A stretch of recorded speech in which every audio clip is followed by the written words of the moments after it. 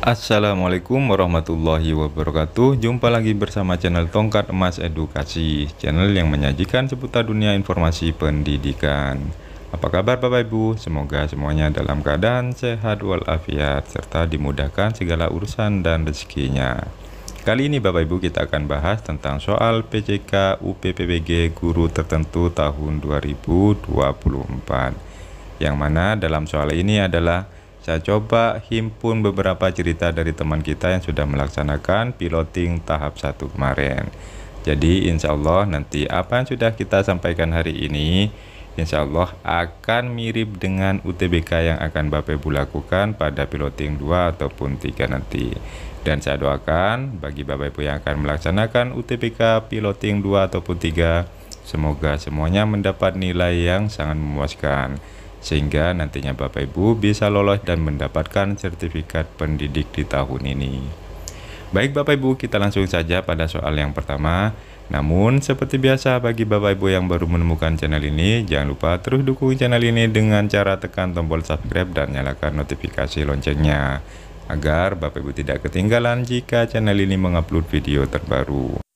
Jangan lupa juga share semua video yang ada di dalam channel ini pada grup WA ataupun media sosial lainnya, agar apa yang ada di dalam channel ini bisa bermanfaat bagi orang lain. Baik Bapak Ibu, kita langsung pada soal yang pertama. Dalam mengajarkan materi puisi, guru menggunakan media digital berupa video yang berisi pembacaan puisi oleh penyair terkenal. Bagaimana cara terbaik untuk mengevaluasi pemahaman siswa terhadap materi ini? A. Meminta siswa menulis puisi dengan gaya serupa. B. Mengadakan diskusi tentang tema dan gaya penyampaian dalam video. C. Memberikan tugas menganalisis makna puisi yang dibacakan. D. Mengadakan tes pilihan ganda tentang isi puisi. Silahkan Bapak Ibu jawab, saya hitung mundur mulai dari angka 5.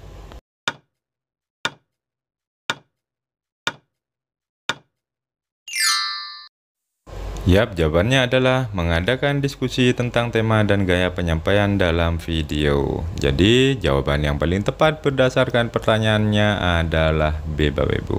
Oke, kita lanjut ke soal berikutnya. Dalam pembelajaran tes argumentasi di kelas 8 SMP, guru memilih untuk menggunakan pendekatan collaborative learning. Bagaimana guru dapat memastikan bahwa setiap siswa berkontribusi secara merata dalam diskusi? A. Menunjuk ketua kelompok untuk mengawasi jalannya diskusi. B. Memberikan penilaian kelompok yang sama untuk semua anggota. C. Mengadakan refleksi individu setelah diskusi berlangsung. D. Memfasilitasi dengan peran dan tugas yang jelas untuk setiap anggota. Silahkan Bapak Ibu jawab, saya hitung mundur mulai dari angka 5.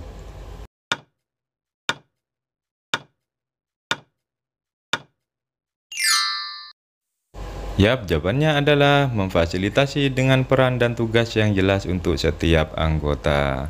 Jadi berdasarkan kasus atau pertanyaan yang ada, yang paling tepat dan sesuai jawabannya adalah D, Bapak Ibu. Next, kita lanjut ke soal berikutnya. Guru Bahasa Indonesia SMA menggunakan pendekatan inquiry based learning untuk mengajarkan retorika dalam pidato. Apa langkah pertama yang sebaiknya diambil guru untuk memulai pembelajaran ini? A. Menyajikan contoh pidato terkenal untuk dianalisis. B. Mengajukan pertanyaan kunci yang menantang siswa. C. Menyusun kerangka pidato bersama-sama di kelas. D. Memberikan teori retorika sebagai bekal awal. Silahkan Bapak Ibu jawab, saya hitung mundur mulai dari angka 5.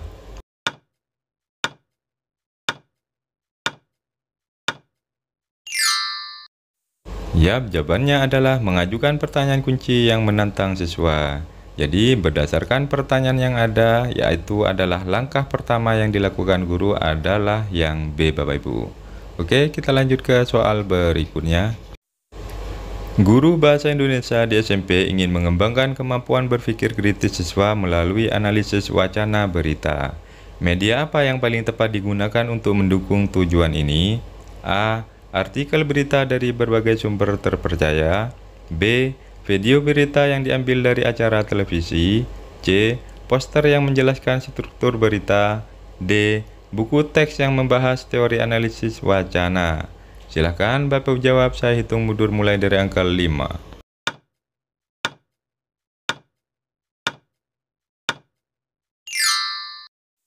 Yap, jawabannya adalah artikel berita dari berbagai sumber terpercaya. Jadi berdasarkan pertanyaan yang ada, yang paling tepat dan paling sesuai adalah A, Bapak Ibu. Next, kita lanjut ke soal berikutnya.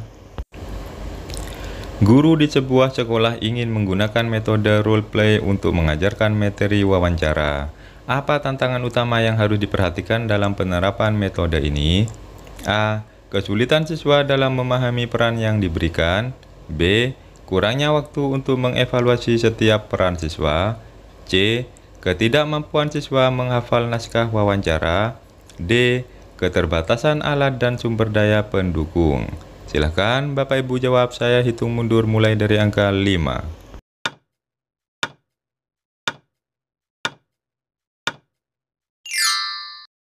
Yap, jawabannya adalah kurangnya waktu untuk mengevaluasi setiap peran siswa. Jadi berdasarkan pertanyaan yang ada, yang paling tepat adalah jawaban B, Bapak Ibu. Oke, kita lanjut ke soal berikutnya. Guru Bahasa Indonesia di SMA ingin mengembangkan keterampilan literasi informasi siswa melalui proyek penelitian sederhana. Media apa yang paling efektif digunakan untuk mendukung keterampilan ini? A. Pustaka digital dengan akses ke jurnal dan artikel ilmiah. B. Buku teks yang berisi panduan langkah-langkah penelitian. C. Video tutorial tentang cara melakukan penelitian. D. Poster yang menggambarkan proses penelitian. Silahkan Bapak Ibu jawab, saya hitung mundur mulai dari angka 5.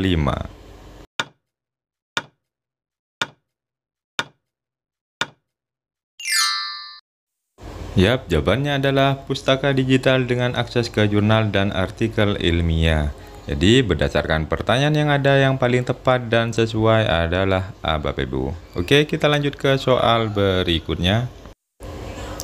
Dalam pembelajaran kritik sastra di sebuah sekolah, guru memilih untuk menggunakan metode problem based learning atau PBL. Apa yang perlu diperhatikan guru agar pembelajaran ini efektif? A. Menyediakan masalah yang realistis dan relevan dengan kehidupan siswa. B. Menyusun modul pembelajaran yang lengkap dan terstruktur. C. Memastikan bahwa semua siswa memiliki latar belakang teori kritik sastra. D. Memberikan solusi masalah yang di akhir pembelajaran sebagai contoh. Silakan Bapak Ibu jawab, saya hitung mundur mulai dari angka 5.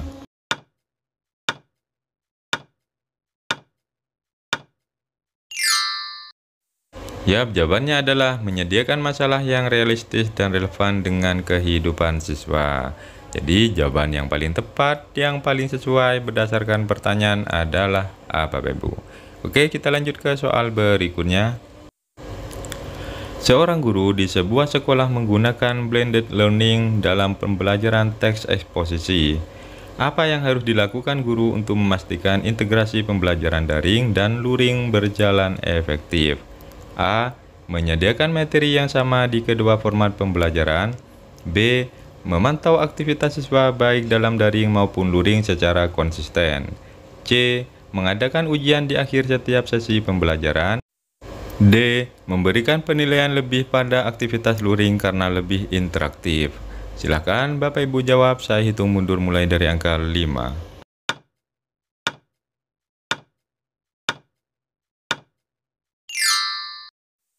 Yap, jawabannya adalah memantau aktivitas siswa baik dalam daring maupun luring secara konsisten. Jadi berdasarkan kasus yang ada, jawaban yang paling tepat dan sesuai adalah B, Bapak Ibu.